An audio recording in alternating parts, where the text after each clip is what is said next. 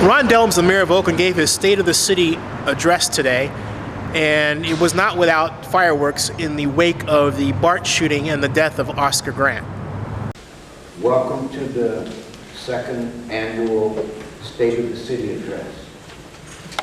It is my sincere hope that I am able to convey to you what is in my head and what is on my heart. I would begin by asking your indulgence to begin with a personal reference. As a former member of the U.S. House of Representatives, I was given 2 tickets to witness this extraordinary event just 6 days ago. And on that morning, my wife and I arose at 6 a.m. and we began to think, this is an extraordinary moment. This is a changing of the guard. This is a passing of the baton. This is the moment of the youth. This is the time of young people. And so while I wanted very much... I thought you was going to start with self-criticism of why you have a war budget of $1 billion attacking the community.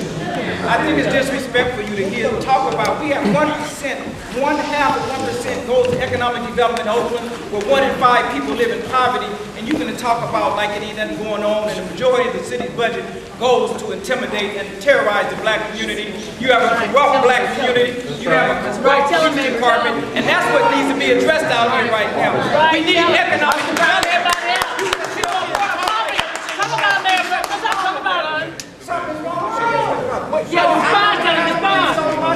Like that. I look at all the videos and stuff going on, there's something wrong with that. I cannot sit here and act like that. That's right, you tell them I shouldn't tell you all that stuff going on over there. All the murders and everything, talk about that. Half of the budget goes for the police, that's a war budget. And it's a war against the African community. Right. That's the bottom line. Yeah, step outside. I think people need to say something about that. That's right. Oscar Brown, the rest of them, they guarantee everybody. Justice for Oscar Grant, justice for Just for everybody in the north, and all that folks are ready to know that. Stop the war on the black community. That's right. Harassment on the streets with the traffic. Put them down. Stop the harassment of African American on the We live in streets. an open and free society. Part of the debate is part of the conversation. We cannot lose the liberty that people have to speak freely. I'm not intimidated by that. I'm strengthened by it because it means that we still have a voice and that people do have the right to protest. That's not an issue here.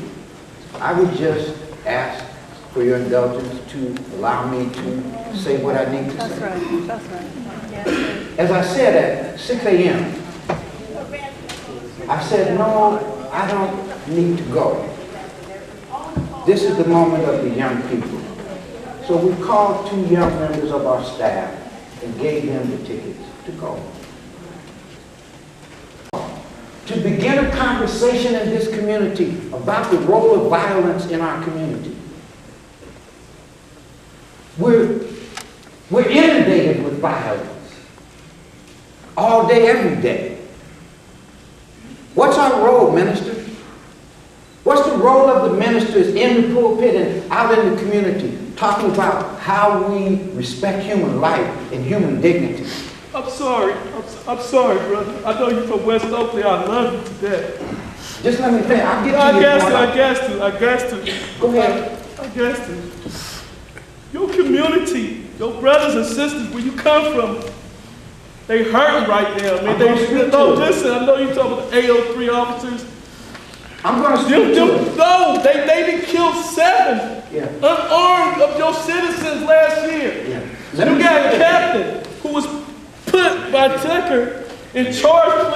Please, I'm not disrespecting him. I'm talking to you from my community, from your community.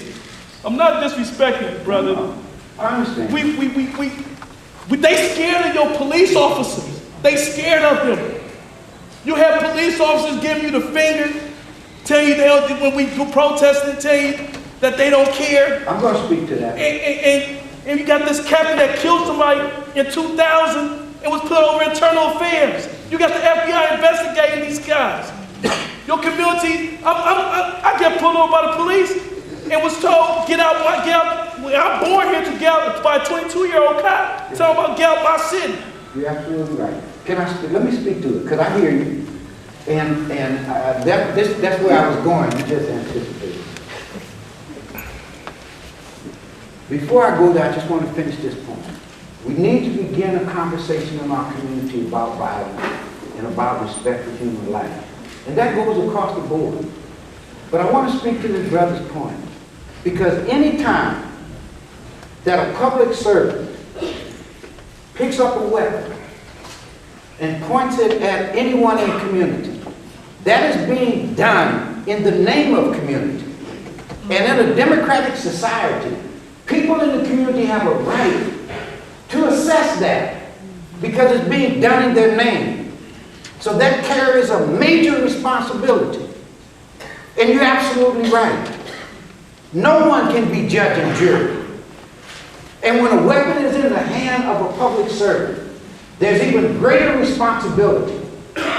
So we have to bring trust and confidence, because obviously there are many people in our community, and tonight is a classic example of that. You are an expression, not just of you, but of many people in this community who feel exact same pain.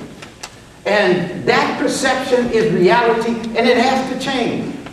Well, that's the State of the City address, which went on for about, I think, 52 minutes. And afterward, the mayor went in there, and council chambers are in there.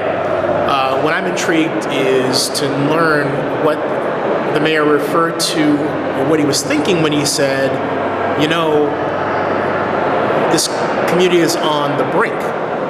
And my question would be, what would push it over, and what would obviously keep it from reaching the brink? That was an intriguing statement. I wondered what was on his mind when he said that, because it's obvious that he cares, but it's also obvious that he wants more resources other than the $8 million that he expects to get from the federal government. He really needs about, what, $20 million. It's obvious that he knows what the problems are and how to fix them. This speech was much better than his first State of the City address, much better by miles. A little long, though. I think you could have said the same thing in 30 minutes, but that aside, I do like that he, first of all, allowed those persons who interrupted him to speak, but then also addressed their concerns. He's done a great job of that. He needs to do that. He needs to get himself out there in public more and talk and deliver his message, because when people hear the message, they respond. They just don't hear it enough. Councilmember Kaplan, thanks for your time. What did you think of the speech? I thought the most important thing in terms of Oakland's future was the issue that he brought up of the stimulus package. Historically, Oakland has gotten the short end of the stick in federal funding. And if he and all of us together can make sure Oakland gets its fair share of the upcoming federal stimulus package, we could really help turn this city around. Okay. Hey, Brother Keith Muhammad, thank you for your time. What did you think of the mayor's speech? I think the mayor did the best he could on the very difficult circumstances to address the magnificent problems facing the city of Oakland. I'm pleased that he took such time to address the murder of Oscar Grant and the ideas that are being revealed about how to bring policing under control of the public rather than public being victims of policing.